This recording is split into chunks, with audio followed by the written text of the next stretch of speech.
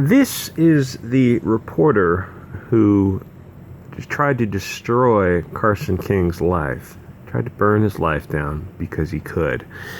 If you type into DuckDuckGo, Aaron Calvin reporter comes up with this lovely image of him.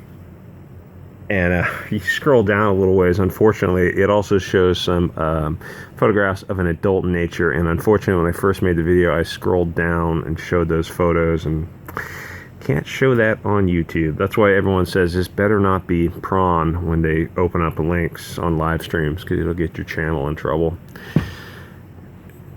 This soy boy with his little kitty, this monster.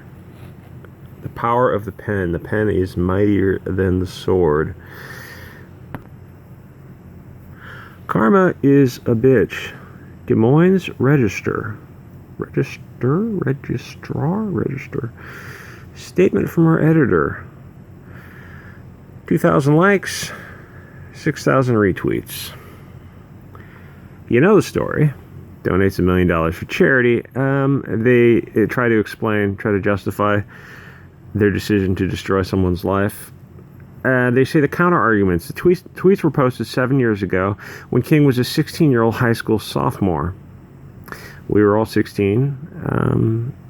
We all know what it's like. And he was remorseful.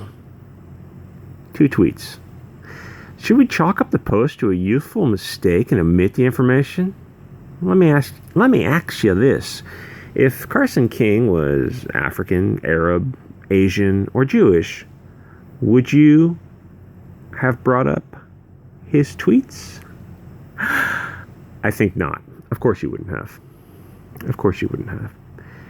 You decided to destroy his life simply based on the color of his skin, because the purpose of the mainstream media is to destroy the unity of a nation. They say it's important to be transparent. Note that word they use, transparent. They want to be transparent. I wonder if that'll be relevant in, say a minute. What's this next tweet? The Register is aware of reports of inappropriate social media posts by one of our staffers, and an investigation has begun. Why don't you list the staffer's name? Why don't you show some of his tweets? Why not? Don't you want to be transparent? Don't you want to be fair and impartial? Isn't it fair and impartial to apply the same standards to destroying a 16-year-old's life to your own reporter, to your own industry, your own editors? No, of course not. Of course not. Mr. Mike says, what about your own use of the N-word, homophobia, and some weird things about sex in high school students? I want to grow up and read sex scenes to you. Yow, that is some James Gunn level degeneracy right there by one Mr. Aaron Calvin. Degenerate.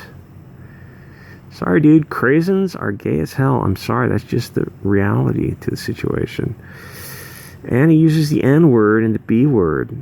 Does he hate women? Is he misogynist to women? Or is he calling black people bitches? Or maybe he just hates black women. I don't hate black women. I wouldn't call them this. Pardon my French.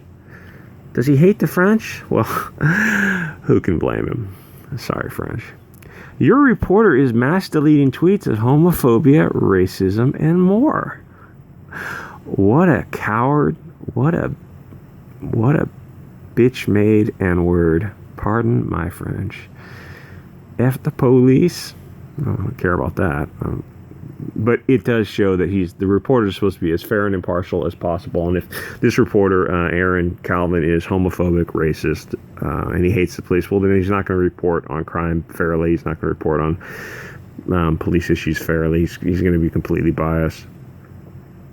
Aaron Calvin isn't fired today by the DM Register and shunned by all news organizations for any future employment. Then it's a clear indictment of what's left of journalism in America. Calvin might learn to code. I don't know. That's not what I wanted. I don't think he's going to be fired because rules for thee and not for me. And yes, my finger is swollen because I went camping and I got savaged by mosquitoes when I wasn't being chased by packs of wild raving coyotes. Though I was able to put peanuts on my hat, and bluebirds eventually came and ate the peanuts. They landed on my head and they ate the peanuts off my hat. And then I put the peanuts on my socks, and the birds did the same to my socks. It was freaking adorable. I have videos of it. I also froze my nuts off when I wasn't getting chased by coyotes. I've never had a coyote actually come up to me before. It was bizarre. Oh, Aaron Calvin, what's this? His account is protected. So you thought you could destroy someone's life. You would burn down someone's life simply because you had the power to do so, and you thought you were untouchable. You degenerate. So many words I want to say on YouTube, but I understand that people don't like to hear swear words or blasphemy, so I'm trying to cut it out. So I won't say it. I'll just say pig effer. Is it fair? He's a writer, Midwesterner, olive enthusiast. I stop that. People do that on Twitter, or they do that on social media. They try to be oh so random and just kind of cute and quirky and just adorable, and it's just comes off as try hard. Don't try hard on Twitter. I could tell you a lot about Twitter and how to get followers on social media, on Twitter at least, because I'm definitely better on Twitter than I am on YouTube.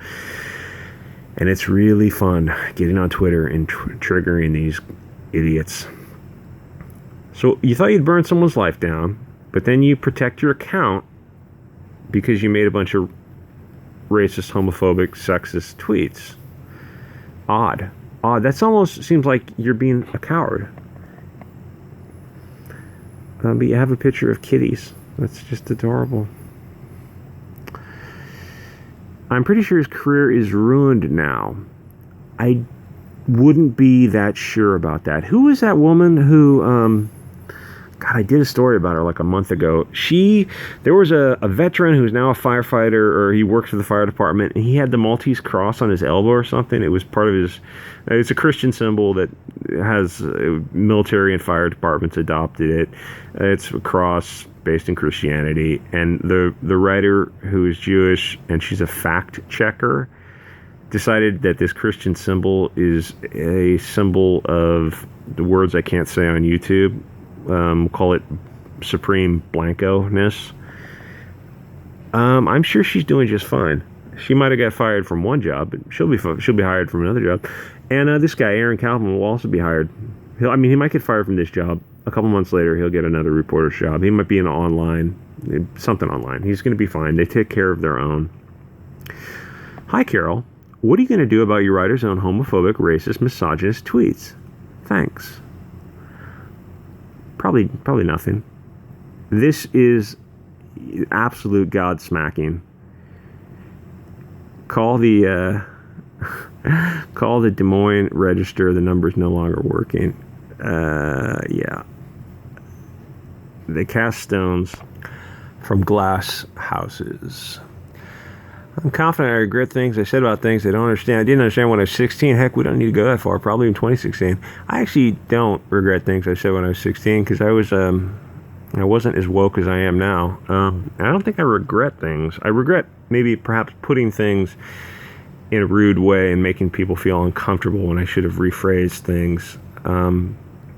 But I've learned all I need to know about the media from spending 6 months on Twitter. 6 months on Twitter will teach you everything you need to know about MSNBC, CNN, the people who were behind the scenes of the mainstream media. I'm talking about 95% of the media is alt-left extremists. If you follow the 2015 elections, you know much about the media. If you follow, like Anderson, who's the guy, Anderson Cooper, and all the people who work for CNN and MSNBC, if you follow their Twitter accounts, you know everything you need to know about the media. They're not fair and impartial. They are hard left. They have a bias and other things I cannot say on YouTube. But I can say them on BitChute. It's absurd, but not surprising. They would dig up something like this on a fundraising story. The guy does a good thing, so let's ruin his life. Don't they know Trump's enemy of the people line plays so well with rural folk? Don't they know journalists play a vital role in democracy? Journalists used to play a vital role in democracy up until about 100 years ago when journalists... How do I say this? I can't say it, so I won't say it. I just love the beautiful chaser that now they have to investigate their own reporter for tweets that seem worse than the guy they publicly shamed. Yeah, he raised money for the children's hospital. Raised $1 million. $1 million. And the media, the lying press, decided to burn his life down. Has there ever been a case where the gasoline has met the fire more than this statement? This is an all-time great Twitter moment we are watching here. So let us know when you'll be featuring your reporter's old tweets, you know, for the public good and all. He's deleting them now, but don't worry, we've screen grabbed them. We screen grabbed the most racist and homophobic, 100 or so of them.